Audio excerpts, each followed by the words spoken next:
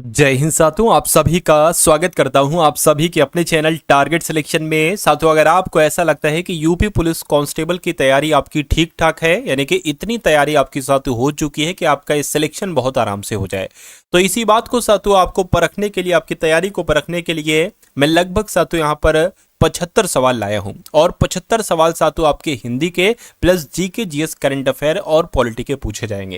यानी कि सबसे पहले साथियों लगभग हिंदी के कुछ सवाल होंगे और उसके बाद जीके जीएस पॉलिटी के सवाल होंगे। आप चेक इसमें से ये कीजिएगा कि इसमें से कितने क्वेश्चंस आपको पहले से आते थे और जितने क्वेश्चंस आपको साथियों नहीं मालूम है उनके आंसर्स को आप लोग तैयार कर लीजिएगा, क्योंकि वहां से क्वेश्चंस आपको आपकी परीक्षा में देखने को मिलेगा। ठीक है ना, तो इस टारगेट को साथियों अचीव कर लीजिएगा। पहला सवाल आपकी स्क्रीन पर है, भाषा की सबसे छोटी इकाई क्या होती है? शब्द, व्यंजन, वर्ण, स्वर्ण या साथियों वर्ण, तो मैं कहूंगा वर्ण जो है यह भाषा की सबसे छोटी इकाई होती है। और आपकी परीक्षा साथियों 8 जून, 9 जून, 10 जून 3 दिन आपकी परीक्षा चलेगी। सम्मुख का विलोम क्या होता है आपसे पूछा जा रहा है, तो सम्मुख का विलोम क्या होता है? विमुख होता है। राइट आंसर आपका ऑप्शन नंबर बी है। अगला देखिए, मृगनयनी में कौन सा समास है, मुझे बताइए। मृगनयनी शब्द की अगर बात करते हैं तो इसमें कौन सा समास हो जाएगा? इसमें कर्मधारय समास हो जाएगा। अगला देखिए, इनमें से उपसर्ग रहित शब्द कौन सा है? फटाफट आप लोग बताइए। देखिए, उपसर्ग सहित नहीं, उपसर्ग रहित यानी कि जिसमें उपसर्ग ना हो। देखिए, सुयोग में भी उपसर्ग है, विदेश में भी है, अत्यधिक में भी है, लेकिन सुरेश शब्द में उपसर्ग नहीं है। अब नहीं है तो यही आपका जवाब होगा। स्वर संधि के कितने भेद होते हैं? तो मैं कहूंगा दीर्घ स्वर संधि, यड़ स्वर संधि, वृद्धि स्वर संधि, गुण स्वर संधि और अयादि स्वर संधि। यानी कि अगर बात करते हैं सातु 5 भेद होते हैं। और अगर बात करते हैं संधि के कितने, तो स्वर संधि, व्यंजन संधि, विसर्ग संधि, संधि के 3 भेद होते हैं। अगला देखिए, चक्रपाणी में कौन सा समास है? तो चक्रपाणी में आप लोग याद रखेंगे बहुब्रीहि समास सातु इसमें है। उसके बाद देखिए, वारिद का पर्यायवाची, यानी कि वारिद की जब हम बात करते हैं तो वारिद का मतलब क्या होता है? वारिद का मतलब होता है साथियों बादल। बादल आपके सवाल का जवाब होगा। उसके बाद देखिए, इनमें से कौन सा शब्द पुल्लिंग से बना हुआ है? बताइए, इनमें से कौन सा शब्द पुल्लिंग से बना हुआ स्त्रीलिंग है? बताइए। अच्छा, पुल्लिंग से बना हुआ स्त्रीलिंग है काली, बड़ा, ऐसा।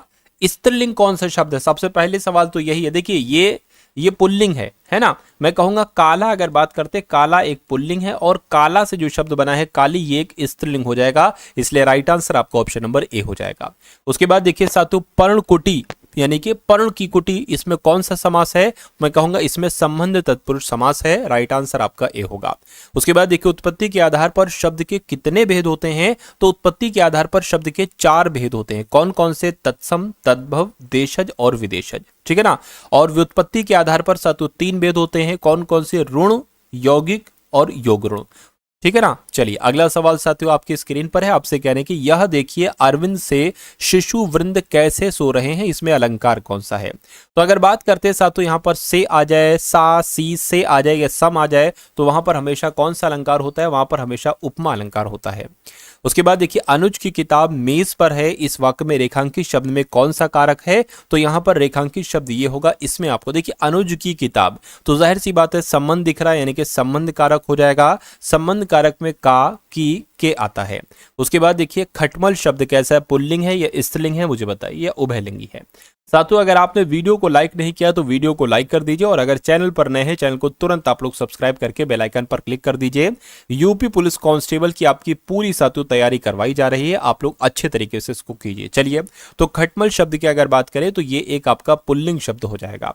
उसके बाद देखिए, मनहु नीलमणि शैल पर, आतप परियो प्रभात, इसमें कौन सा अलंकार है? बताइए। तो इसमें अगर बात करते हैं साथियों, देखिए यहां पर मनहु आ गया, मानो मनु मनहु आ जाए तो वहां पर आपका उत्प्रेक्षा अलंकार होता है। और उत्प्रेक्षा अलंकार कहां पर है साथियों? यहां पर है, ऑप्शन नंबर डी वाले में है। उसके बाद देखिए, गिरीश में कौन सी संधि है? बताइए। मैं कहूंगा गिरीश की अगर बात करते हैं इसमें दीर्घ संधि हो जाएगी, और दीर्घ संधि आपके सवाल का जवाब होगा। अगला देखिए साथियों, शताब्दी शब्द में कौन सा समास है? शताब्दी। शत की अगर बात करते हैं साथियों 100, ठीक है ना। देखिए, जिसमें 100, 200, 300 का जिक्र आ जाए तो वहां पर दीर्घु समास होता है, यानी कि संख्यावाचक अगर कोई शब्द है तो उसमें दीर्घु समास होता है। उसके बाद देखिए, अगला सवाल है, वर्ष 1955 में गठित प्रथम राजभाषा आयोग के अध्यक्ष कौन थे? बीजी खेर थे, सुनीत कुमार चटर्जी थे, जीबी पंत थे या सुब्बारायन थे? मैं कहूंगा बीजी खेर इनका नाम है, और ये वर्ष 1955 में गठित प्रथम राजभाषा आयोग के कौन थे साथियों? अध्यक्ष थे। बात आप लोग ध्यान रखना है। ठीक है ना। चलिए, भारतीय संविधान की 8वीं अनुसूची में शामिल भाषाओं की संख्या कितनी है? तो साथियों 22 है और 22 ही आपका जवाब होना चाहिए। अगला देखिए, अव्ययी भाव समास का उदाहरण है, इसमें से कौन सा अव्ययी भाव समास का उदाहरण है? मैं आपको बता दूं, अव्ययी भाव समास अगर किसी शब्द में होगा तो वहां पर पहला शब्द प्रति हो सकता है, अनु हो सकता है, बड़ा आ हो सकता है, ठीक है ना, या भर भी हो सकता है। तो यहां पर अगर बात करते हैं भर पेट में आपका अव्ययी भाव समास हो जाएगा। उसके बाद देखिए, सोना चांदी ये कैसे संज्ञा है? क्या ये व्यक्तिवाचक संज्ञा? नहीं। ये भाववाचक संज्ञा? नहीं साथियों, ये द्रव्यवाचक संज्ञा है। तो ये आपका जवाब होगा ऑप्शन नंबर सी वाला। शुद्ध वर्तनी वाले शब्द का चयन करिए। आपको बताना है कि शुद्ध शब्द साथियों यहां पर कौन सा है, मुझे बताइए। देखिए, सुषुप्ति की अगर हम बात करते कैसे, ऐसे लिखा जाता नहीं, ऐसे लिखा जाता नहीं, ऐसे नहीं साथियों, सुषुप्ति जैसे आपका ऑप्शन नंबर डी में लिखा हुआ है ऐसे ही लिखा जाता है।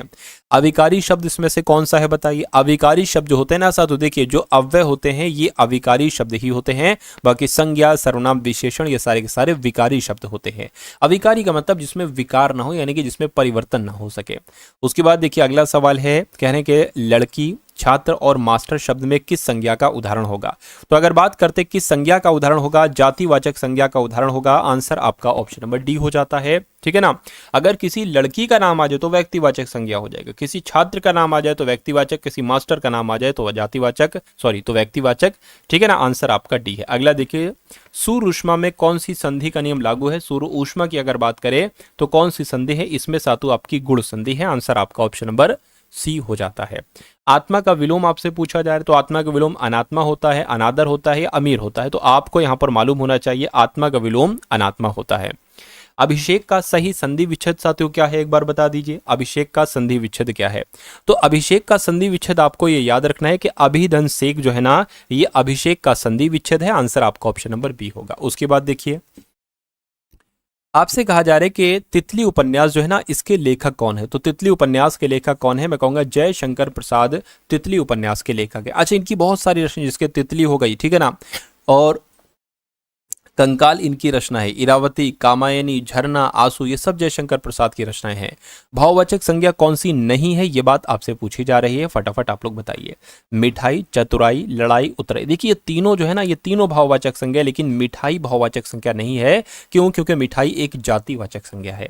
अगला देखिए साथियों, इनमें से बताइए कि नवीन विकसित ध्वनियां कौन सी हैं? तो कौन सी है साथियों नवीन विकसित ध्वनियां?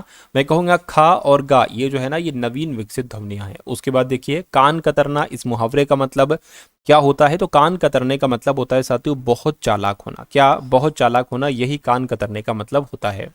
सही वर्तनी वाले शब्द का चयन करिए, आपसे पूछा जा रहा है। तो शोकाकुल कैसे लिखा जाता है? तो जैसे ऑप्शन नंबर बी में लिखा हुआ है शोकाकुल, ठीक ऐसे ही लिखा जाता है।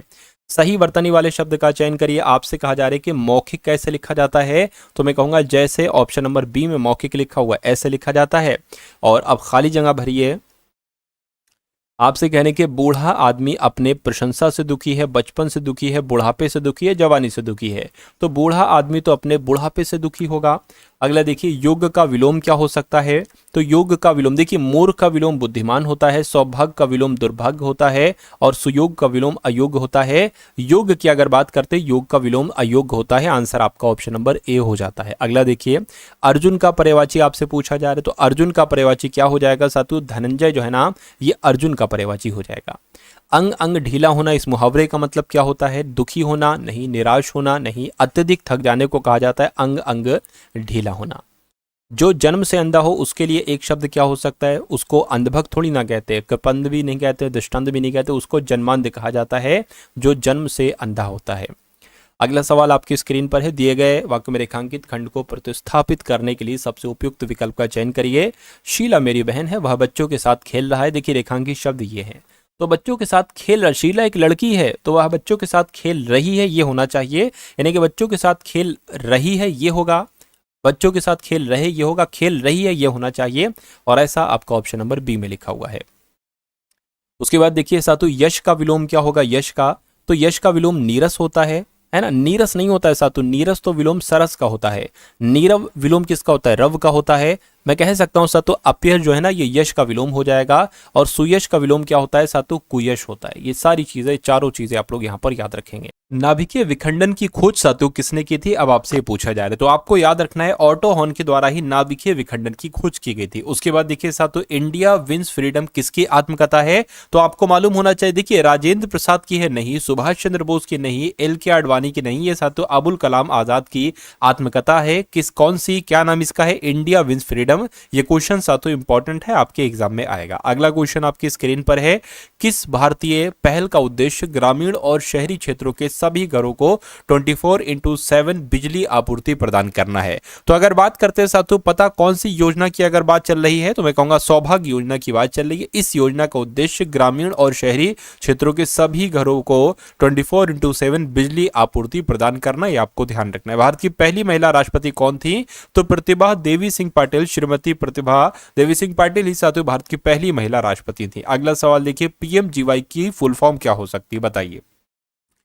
तो प्रधानमंत्री ग्राम योजना, प्रधानमंत्री ग्रामोदय योजना, बिल्कुल साथियों प्रधानमंत्री ग्रामोदय योजना ही पीएमजेवाई की फुल फॉर्म होती है। चीन ने तिब्बत पर आक्रमण कब किया, ये आपसे पूछा जा रहा है, तो 1950 में चीन ने तिब्बत पर आक्रमण किया था। अगला देखिए, ऑस्ट्रेलिया की राजधानी कौन सी है, तो ऑस्ट्रेलिया की राजधानी साथियों कैनबरा है। तो अगर आपका भी जवाब ऑप्शन नंबर ए है तो बिल्कुल करेक्ट है।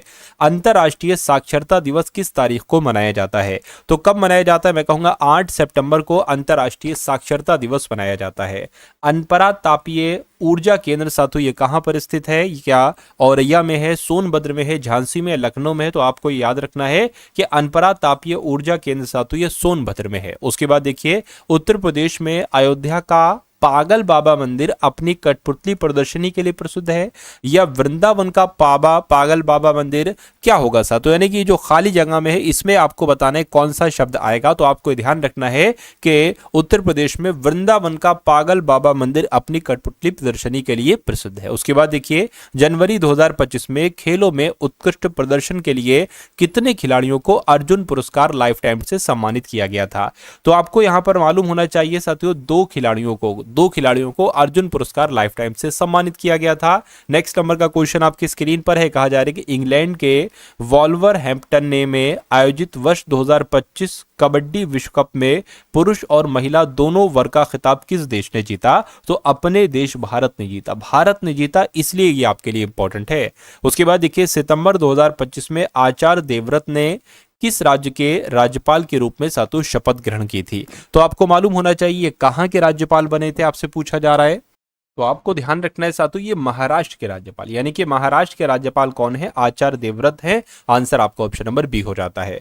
उसके बाद देखिए साथियों, कि निवेश मित्र योजना किस राज्य सरकार द्वारा प्रारंभ की गई, ये आपसे पूछा जा रहा है, क्या मध्य प्रदेश सरकार के द्वारा, उत्तर प्रदेश सरकार के द्वारा, तमिलनाडु या महाराष्ट्र, तो आपका जवाब होगा उत्तर प्रदेश। यानी कि निवेश मित्र योजना ये किस राज्य में शुरू की गई थी, अपने उत्तर प्रदेश में शुरू की गई थी। उसके बाद देखिए, मेक इन इंडिया का मुख्य लक्ष्य क्या है, तो इसका मुख्य लक्ष्य क्या निर्यात को घटाना है, या खेती को बढ़ाना है, विनिर्माण क्षेत्र में निवेश को बढ़ाना है। बिल्कुल सही जवाब, राइट आंसर आपको ध्यान रखना है, विनिर्माण क्षेत्र में निवेश को बढ़ाना ही मेक इन इंडिया का मुख्य उद्देश्य है। अगला सवाल आपकी स्क्रीन पर है कि आत्मनिर्भर भारत अभियान का 5वां स्तंभ क्या है, क्या सिस्टम है, अवसंरचना है, मांग है या उत्पादन है, तो मैं कहूंगा मांग है। मांग है तो यही आपका जवाब है। अगला देखिए साथियों, आपसे कहा जा रहा है कि किस राज्य की झांकी ने गणतंत्र दिवस परेड 2025 में सर्वश्रेष्ठ झांकी का पुरस्कार जीता था, तो अपने उत्तर प्रदेश की झांकी ने साथियों पुरस्कार जीता था, ये आपको ध्यान रखना है। अगला देखिए, कौन सा राज्य विधानसभा में अनुवाद प्रणाली लागू करने वाला भारत का पहला राज्य बन चुका है, तो यहां पर भी आपका जवाब उत्तर प्रदेश होगा। यानी कि उत्तर प्रदेश राज्य विधानसभा में अनुवाद प्रणाली लागू करने वाला भारत का पहला राज्य बन चुका है। ये क्वेश्चन साथियों इंपॉर्टेंट है आपके यूपी पुलिस कांस्टेबल के लिए। उसके बाद देखिए, कहा जा रहा है कि कौन सा राज्य $100 बिलियन के बजट के आकार को पार करने वाला पहला राज्य बन चुका है, तो मैं कहूंगा उत्तर प्रदेश साथियों आपका जवाब हो जाएगा। ये क्वेश्चंस आप लोग याद रखेंगे अच्छे तरीके से। उत्तर प्रदेश के किस जिले में भारत का पहला बायोपॉलीमर संयंत्र का शिलान्यास किया गया है, तो यूपी में किया गया है, लेकिन यूपी में कहां पर किया गया है ये आपसे पूछा जा रहा है, तो लखीमपुर खीरी, यूपी के लखीमपुर खीरी में भारत का पहला बायोपॉलीमर संयंत्र का शिलान्यास किया गया है। दहेज देने या लेने का समझौता कैसा होता है साथियों, आपसे पूछा जा रहा है। तो ये अमान्य होता है, मान्य नहीं होता ऐसा, तो अमान्य होता है दहेज लेना या देने का, है ना। आंसर आपका सी होगा। दहेज की संपत्ति स्त्री की मृत्यु के बाद जो कि विवाह से 7 वर्ष के अंदर हो गई हो तब किसे अंतरित की जाती है, किसको सातु दे दी जाती है, माता पिता को दे दी जाती है, या यदि संतान हो तो उसे दे दी जाती है। मैं कहूंगा माता पिता को, और यदि संतान हो तो उसे दी जा सकती है। तो कुल मिला के ए और बी आपके सवाल का जवाब हो जाएगा। अगला देखिए, दहेज प्रतिषेध अधिनियम के अंतर्गत अपराधों का संज्ञान कौन कर सकता है? तो कौन कर सकता है? दहेज प्रतिषेध अधिकारी या प्रथम श्रेणी न्यायिक मजिस्ट्रेट या महानगर मजिस्ट्रेट। बिल्कुल साथियों, ये कर सकते हैं महानगर मजिस्ट्रेट। आंसर आपका ऑप्शन नंबर बी है। उसके बाद देखिए, आपसे कहा जा रहा है कि दो व्यक्तियों के बीच अपनी मर्जी से दहेज के लेन देन के लिए किए गए करार की वैधानिक नवैयत निम्न में से क्या होगी? तो क्या होगी आपसे ये पूछा जा रहा है। दहेज प्रतिषेध अधिनियम 1961 की धारा 5 के आलोक में शून्य होगी। पीड़ित व्यक्ति मुआवजे का हकदार होगा। दहेज, मैं कहूंगा साथ, तो इस सवाल का जवाब आपको ऑप्शन नंबर ए हो जाएगा। दहेज प्रतिषेध अधिनियम 1961 की धारा 5 के आलोक में शून्य होगी।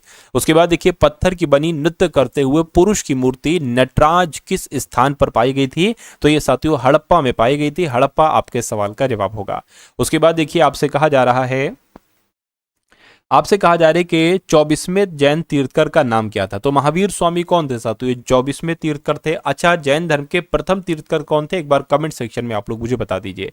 चंद्रगुप्त मौर्य के गुरु का नाम क्या था? तो इनके गुरु का नाम था साथियों विष्णुगुप्त। क्या था? विष्णुगुप्त था। राइट आंसर आपका जो जाएगा वो ऑप्शन नंबर बी हो जाएगा। उसके बाद देखिए, पल्लव वंश के कौन से राजा संस्कृत नाटक भी लिखा करते थे? किन की बात चल रही है? महेंद्र वर्मन साहब की बात चल रही है। पल्लव वंश के ये राजा थे, ये संस्कृत नाटक भी लिखा करते थे। उसके बाद देखिए साथियों, चरक संहिता चिकित्सा की किस शाखा से संबंधित है?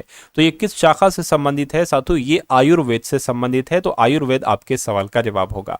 अगला देखिए साथियों, साहित्य के प्रख्यात समर्थक राजा भोज किस वंश से जुड़े थे? तो राजा भोज की अगर हम बात करते हैं साथियों, ये किस वंश से जुड़े थे? तो ये परमार वंश से जुड़े थे। राइट आंसर आपका ऑप्शन नंबर सी होगा, और ये क्वेश्चन आपके लिए इंपॉर्टेंट है। उसके बाद देखिए, इब्राहिम लोदी 1526 में पानीपत की पहली लड़ाई में किसके द्वारा मारा गया था? तो किसके द्वारा मारा गया था? मैं कहूंगा बाबर के द्वारा मारा गया था, है ना। पानीपत की पहली लड़ाई बाबर और इब्राहिम लोदी के बीच हुई थी 1526 में, जिसमें बाबर विजयी रहा, इब्राहिम लोदी हार गया था। समन्वयी धर्म दीन इलाही ईश्वर का धर्म, इसकी स्थापना किसके द्वारा की गई थी? तो इसकी स्थापना की गई थी अकबर के द्वारा। तो अकबर आपका जवाब अगर है तो बिल्कुल सही है। हवा महल स्थित एक महल है, यानी कि हवा महल कहां पर स्थित है? तो राजस्थान के जयपुर में स्थित है हवा महल। अगला देखिए, पंडित जवाहरलाल नेहरू ने किस स्थिति को संविधान सभा में उद्देश्य प्रस्ताव यानी कि ऑब्जेक्टिव रेजोल्यूशन प्रस्तुत किया था? तो ये कब इन्होंने प्रस्तुत किया था, है ना, बताइए साथियों। चलिए, क्या आपके सवाल का सातों जवाब हो सकता है? मैं कहूंगा 13 दिसंबर 1946 आपके सवाल का जवाब होगा। पंडित जवाहरलाल नेहरू ने 13 दिसंबर 1946 को संविधान सभा में उद्देश्य प्रस्ताव प्रस्तुत किया था। नेक्स्ट नंबर का क्वेश्चन देखिए, आपसे पूछा जा रहा है कि भारतीय संविधान के निम्नलिखित में से किस अनुच्छेद में कर्मचारी के लिए निर्वाह मजदूरी आदि का प्रावधान निर्दिष्ट किया गया है? तो यह अनुच्छेद 43 में किया गया है। तो अनुच्छेद 43 आपका जवाब हो जाएगा। इनमें से भारतीय संविधान के किस अनुच्छेद के अनुसार 14 वर्ष से कम आयु के किसी बालक को किसी कारखाने या खान में काम करने के लिए या किसी अन्य खतरनाक नियोजन में प्रयुक्त नहीं किया जा सकता? तो ये पता कौन सा अनुच्छेद कहता है? ये अनुच्छेद 24 कहता है। तो 24 आपके सवाल का जवाब होगा। कुछ सवाल हम लोग और देख लेते हैं साथियों। किस संशोधन के द्वारा भारतीय संविधान में एक अध्याय 4A जोड़ा गया, जिसमें मौलिक कर्तव्यों से संबंधित केवल एक अनुच्छेद 51A शामिल था? तो ये कौन सा संविधान संशोधन था? मैं कहूंगा ये 42वां संविधान संशोधन था। राइट आंसर अगर आपका ऑप्शन नंबर डी है तो बिल्कुल करेक्ट है। भारत के राष्ट्रपति द्वारा राज्यसभा में कितने सदस्यों को नामित किया जाता है? तो 12 सदस्यों को नामित किया जाता है। उसके बाद देखिए, राज्यसभा के संबंध में निम्नलिखित में से कौन सा कथन सही? इसमें से कौन सा वो कथन सही है? प्रतिवर्ष इसके 1/3 सदस्य सेवानिवृत्त हो जाते हैं, प्रतिवर्ष के आधे सदस्य, या प्रत्येक दूसरे वर्ष इसके 1/3 सदस्य सेवानिवृत्त हो जाते हैं? ये आपका बिल्कुल सही हो जाएगा और यही आपका जवाब हो जाएगा। भारत में कार्यकारी प्रमुख किसे माना जाता है? तो भारत में कार्यकारी प्रमुख तो किसे माना जाता है? प्रधानमंत्री को माना जाता है। तो प्रधानमंत्री आपके सवाल का जवाब होगा। उसके बाद देखिए, अगला सवाल आपकी स्क्रीन पर है ना। एक लड़की पूर्व दिशा में देख रही है, वह कैसे घूमे कि उसका मुख उत्तर में हो जाए? बहुत शानदार सवाल है, कोई दिक्कत नहीं है साथियों। देखिए, एक लड़की पूर्व दिशा में देख रही, पूर्व दिशा क्या होती है साथियों, मान लीजिए वो लड़की यहाँ पर खड़ी है तो वो लड़की इस तरफ देख रही है, वह कैसे घूमे कि उसका मुख उत्तर, है ना, उत्तर दिशा में हो जाए, यानी कि इस तरफ हो जाए। अगर हम ऑप्शन नंबर ए को सही मानते हैं, देखिए दाएं घुमा दाएं घुमा दाएं घुमा, यानी कि दाएं घुमा, है ना, दाएं घुमा, सॉरी, यहां से दाएं घुमा, फिर बाएं घुमा, इधर घुमा, फिर से बाएं घुमा। तो अभी तो अगर ऑप्शन नंबर ए को फॉलो करें तो उसका मुंह दक्षिण में आ जाएगा। चलिए इसको देखिए, उसका मुंह किस तरफ है, पूर्व की तरफ है, इधर देख रही है। बाएं घुमा दाएं घुमा दाएं घुमा, बाएं घुमा दाएं घुमा दाएं घुमा, ठीक है। उसके बाद बाएं घुमा और फिर बाएं घुमा, बाएं घुमा और फिर बाएं घुमा, तो अब उसका मुख किस तरफ है, उत्तर की तरफ है। यानी कि आपके सवाल का जवाब जो होना चाहिए वो ऑप्शन नंबर बी हो जाएगा भाई। बहुत बढ़िया, वेरी गुड क्लास। तो ये क्वेश्चंस आप लोगों ने देखे, इसमें सातों हिंदी के सवाल, आपने जीके, संविधान, करंट अफेयर के सारे कुछ, यूपी जीके वगैरह सब कुछ सवाल आप लोगों ने देखे। तो ये क्लास आपको कैसी लगी एक बार कमेंट सेक्शन में जरूर बताइएगा। और अगर आप ये पीडीएफ लेना चाहते हैं, इसमें जीके के राइट आंसर लगे हैं साथियों, आप इसका सेम यही पीडीएफ आपको दे दी जाएगी। तो अगर आप चाहते हैं ये पीडीएफ लेना तो डिस्क्रिप्शन में मैंने एक टेलीग्राम ग्रुप का लिंक दिया है, उसमें मैं फ्री पीडीएफ डालूंगा, क्लासेस की पीडीएफ वहां पर आपको मिल जाएगी। तो उसको जाकर आप लोग ज्वाइन कर लीजिए। डिस्क्रिप्शन में व्हाट्सअप ग्रुप है, उसको भी ज्वाइन कर लीजिए, वहां पर आपको क्लासेस के लिंक मिलते रहेंगे, है ना। उसके अलावा साथियों अगर बात करें, डिस्क्रिप्शन में मैंने एक जितनी भी अभी तक क्लासेस में तैयार कर चुका हूं यूपी पुलिस कांस्टेबल के लिए, उनका लिंक मैंने दे दिया है, वहां से जाकर आप सारी क्लासेस को अच्छे तरीके से देख लीजिएगा, ठीक है ना। चलिए तो इस वीडियो को लाइक कीजिएगा, कमेंट सेक्शन में जय हिंद का कमेंट जरूर कर दीजिएगा। मिलते हैं हम सभी लोग आने वाली वीडियो में। जय हिंद साथियों।